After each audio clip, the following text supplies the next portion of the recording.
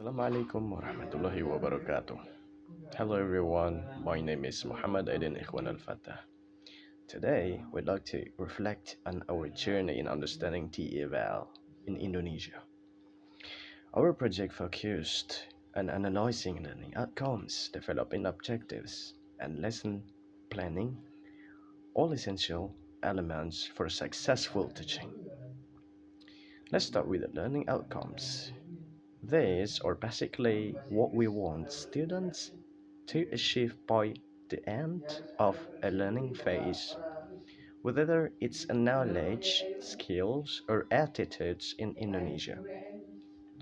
The curriculum emphasizes three core areas: cognitive, which means what students know, and affective, which means how they feel or behave, and psychomotor, or which means psychomotor is what they can do. So, learning outcomes are especially important at different stages of education. For example, in early childhood education, it's all about building a foundation. Skills like language, emotional development, and movement. As the students grow, the outcomes evolve, focusing on more complex cognitive and social emotional skills like religious values, body movement, and Pancasila values, a key part of Indonesian national identity. Something that stood out to us is the principle of continuity. This ensures that students who didn't attend early childhood education still get same opportunities to develop these essential skills in a primary school. It's about inclusivity and giving every child a solid start. In vocational high schools, the learning outcomes are tailored to the industry. It's not just about the academic knowledge, but also practical skills needed for work. That way, students are ready to enter the job market after graduation. Another important aspect we reflect on is special education. Children with special needs follow learning outcomes based on their cognitive level on their age.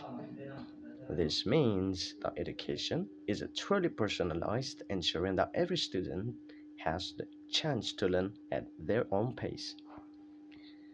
Next, we work on the developing learning objectives, which are specific goals teachers set for their students. Learning objectives help break down the speaker learning outcomes into smaller, manageable steps. Imagine them as a map, guiding students through the learning process step by step. Creating a flow of learning objectives helps teachers plan lessons more effectively. It ensures that lessons build on each other, are student-centered, flexible, and relevant to real-life context. We also learned about lesson planning. Teachers use the lessons plans or modules to make sure they stay on track. A good lesson plan includes objectives, teaching steps, and assessment.